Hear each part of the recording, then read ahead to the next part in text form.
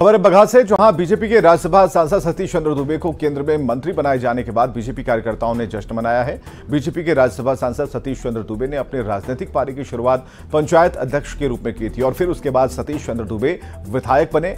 वाल्मीकि नगर से सतीश चंद्र दुबे लोकसभा सांसद भी रह चुके हैं। उन्हें केंद्र में मंत्री बनाए जाने के बाद कार्यकर्ताओं का मनोबल बढ़ा है। देश में जश्न का माहौल है और हमारे विशेषकर हमारे इस बिहार और इस चंपारण के लाल बड़े भाई सतीश चंद्र दुबे जी को भाई नरेंद्र मोदी ने अपने कैबिनेट में जगह दिया। इसके लिए हम सभी चंपारण वासियों के तरफ से, हम सभी कार्यकर्ताओं के तरफ से उनको बहुत बहुत बधाई और बहुत बहुत शुभकामनाएं। तो जीत की हैट्रिक लगाने के बाद चिराग पासवान मोदी कैबिनेट में शामिल हो गए और पहली बार चिराग पासवान के केंद्रीय मंत्री बनने से उनके परिवार में खुशी का माहौल है। उनकी बड़ी मां की बेटी यानी कि अनीता पासवान ने अपने भाई के केंद्रीय मंत्री बनने पर खुशी जताई। उनसे खास बातचीत की पटना संवाददाता विनीता मिश्रा ने।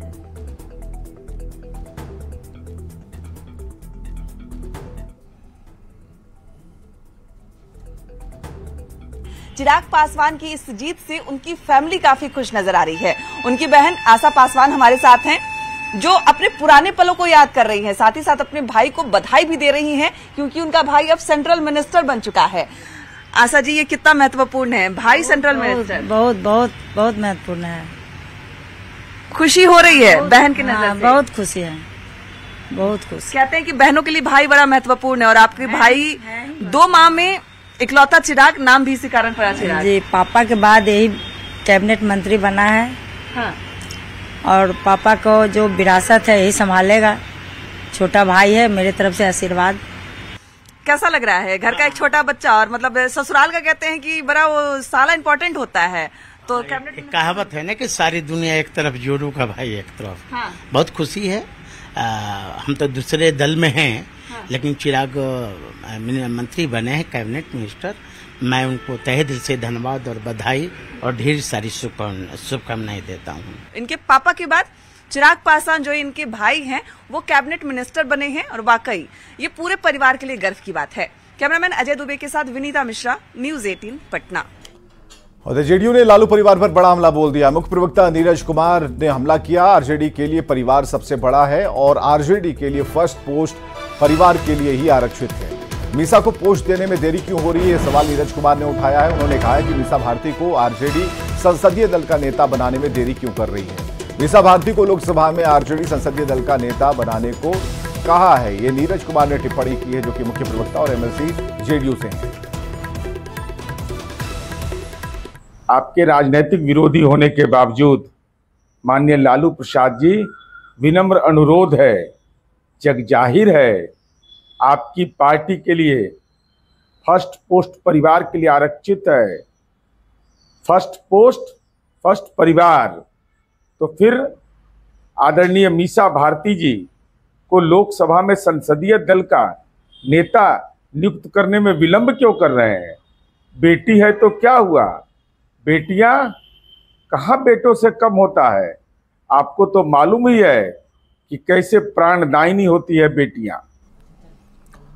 नीरज कुमार के बयान पर सियासत सुलगी हुई है। आरजेडी ने पलटवार करते हुए कहा कि लोकसभा में आरजेडी संसदीय दल का नेता कौन होगा यह आरजेडी के सांसद तय कर लेंगे।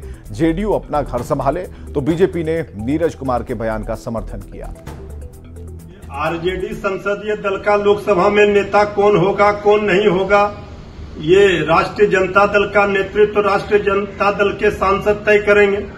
ये जेडीयू को क्या लेना देना है? जेडीयू पहले अपना घर संभाले, अपनी पार्टी बचाए।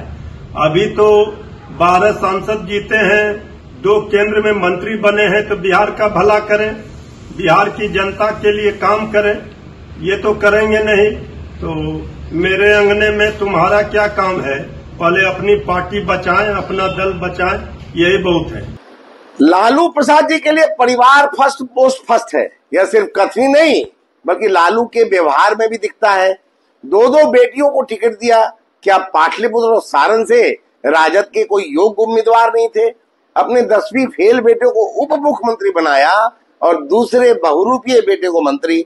जब खुद जेल गए तो अपनी बिना पढ़े लिखी पत्नी को मुख्यमंत्री बना दिया।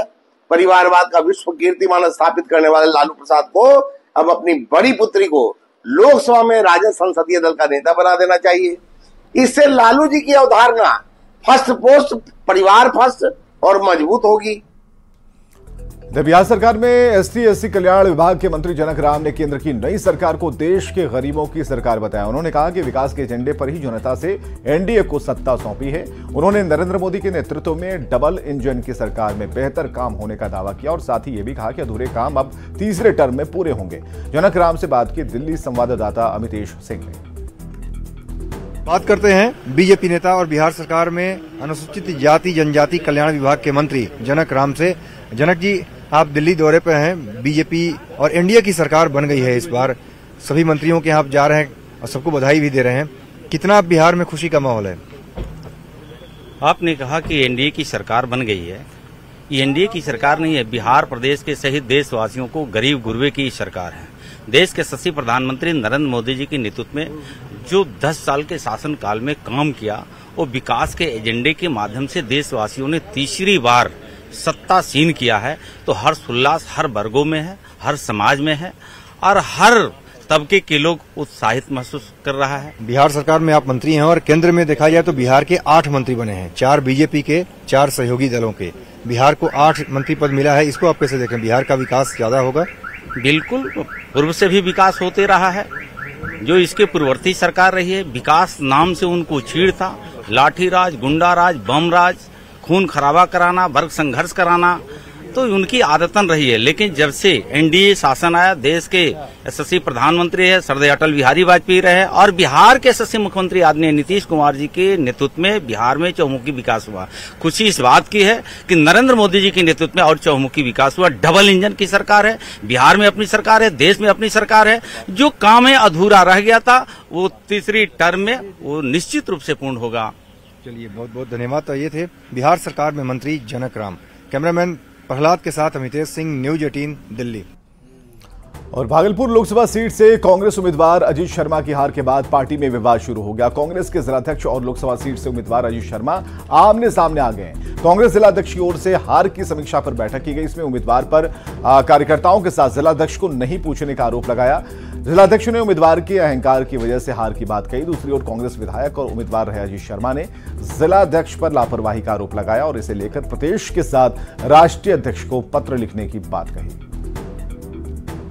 हमारे जो कांग्रेस के प्रत्याशी थे, उनकी जो है निष्क्रियता थी। निष्क्रियता इन द सेंस कि वो किसी भी कांग्रेस के कार्यकर्ता को तरजीह नहीं दिया और ऑर्गेनाइजेशन पर उनका जैसे भरोसा ही नहीं था। ये कांग्रेस पार्टी जिला अध्यक्ष की गलती है। और अगर वो बोलते अहंकारी से तभी नहीं 51,000 वोट आदरणीय सदानंद सिंह जी को आया, मुझे 4 लाख से ऊपर आया। मैं 3 बार भागलपुर शहर से विधायक हूँ।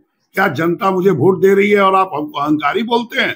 कोई अहंकारी नहीं है। मैं गरीबों के लिए, सबों के लिए, जात पात से काम कर रहा हूँ और काम करता रहूंगा।